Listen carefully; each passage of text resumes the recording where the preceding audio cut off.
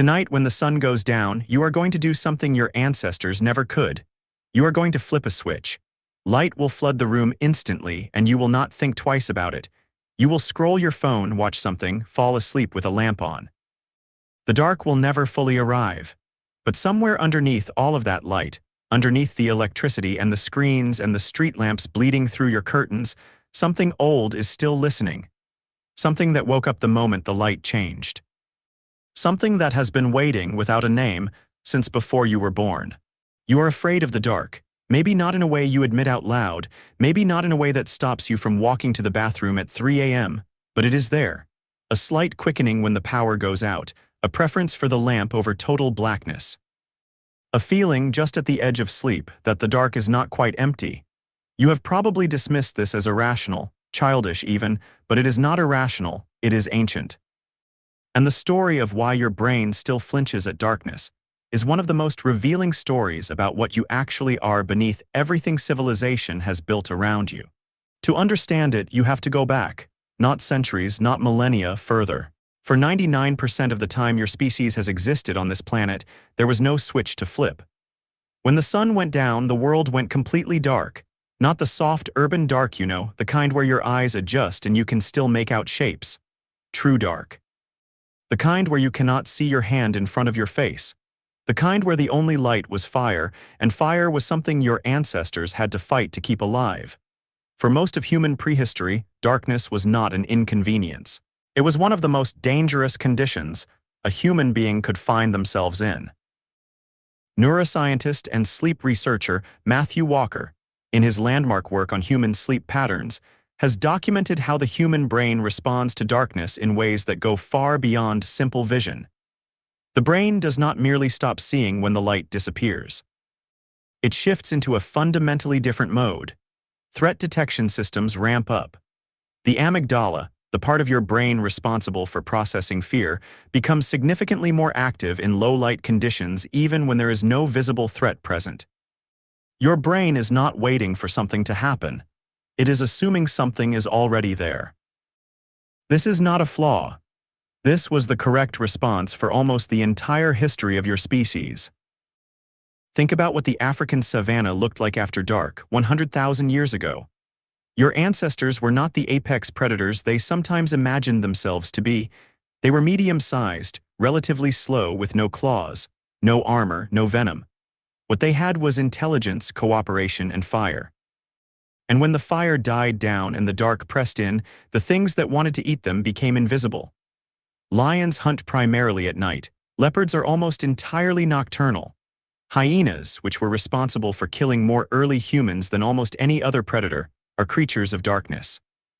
To be a human in the dark, on the open savanna without fire, was to be functionally blind in an environment that contained animals that could see perfectly well and knew exactly where you were.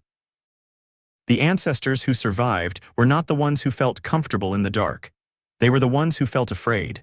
The ones whose amygdala fired hard the moment the light disappeared. The ones who woke at small sounds in the night and did not go back to sleep easily. The ones who stayed close to the fire and grew deeply uneasy when it burned low. Those were the humans who lived long enough to have children. And you are their children. Every generation between you and that firelit savanna selected for exactly this response. Exactly this quickening. Exactly this listening. Evolutionary psychologist Arne Oman spent decades studying what he called prepared fears. His research, developed across multiple studies through the 1980s and 1990s, showed that humans are not equally afraid of all things. We acquire fear responses to certain categories of threat much faster and lose them much more slowly than others. Snakes, spiders, heights, darkness, faces that appear suddenly from shadows, these are not random.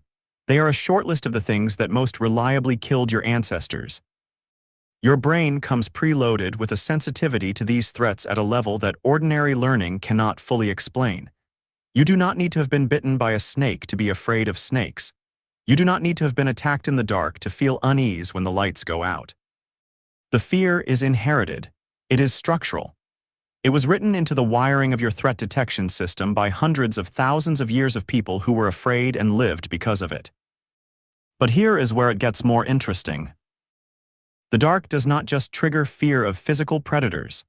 Research by psychologist Mark Schaller at the University of British Columbia introduced a concept he called the behavioral immune system.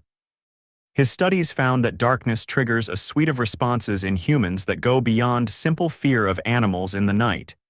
In the dark, your brain becomes more suspicious of other people, more sensitive to social threats, more likely to perceive ambiguous faces as hostile. This is because in ancestral environments, darkness was also when humans were most vulnerable to threats from other humans. Raids happened at night. Attacks happened at night. The cover of darkness was used by enemies as much as by predators. So your brain, in the dark, does not just listen for leopards. It becomes generally more vigilant, more defensive, more prone to perceiving threat in the unfamiliar and the unseen. This is why horror films work. They are not teaching you to be afraid of the dark. They are simply removing the lights and letting the fear that was already there do its job. The monster does not need to be on screen. The darkness itself is enough. It is also why children are so nakedly afraid of the dark, in a way that adults have simply learned to suppress. Children have not yet built the scaffolding of rationality that lets adults override ancient signals. When a child lies in the dark and feels certain that something is in the room, they are not being irrational. They are doing exactly what a young primate on the savannah should do. They are correctly reading the signal that their nervous system is sending. The signal is ancient. The setting is wrong. That is the only thing that has changed. Because here is the truth about your relationship with darkness. The setting has changed, but the hardware has not. You live in a world of electric light, in a building with locked doors, in a city with no leopards. But your amygdala does not know that. It cannot know that. Evolution does not update in real time. The brain you are using tonight is the brain that was built for the savannah, and when the lights go out, that brain does exactly what it was designed to do. It tells you to be careful. It tells you something might be there. It reaches back across hundreds of thousands of years and hands you a piece of fear that kept your ancestors alive. And it offers it to you in your bedroom in the dark for free. Anthropologist David Geary at the University of Missouri has argued that many of the cognitive tendencies humans experience as irrational are, in fact, deeply rational responses to environments that no longer exist. Your fear of the dark is not a malfunction. It is a perfectly calibrated instrument playing in the wrong concert hall. The music is correct. The room has changed.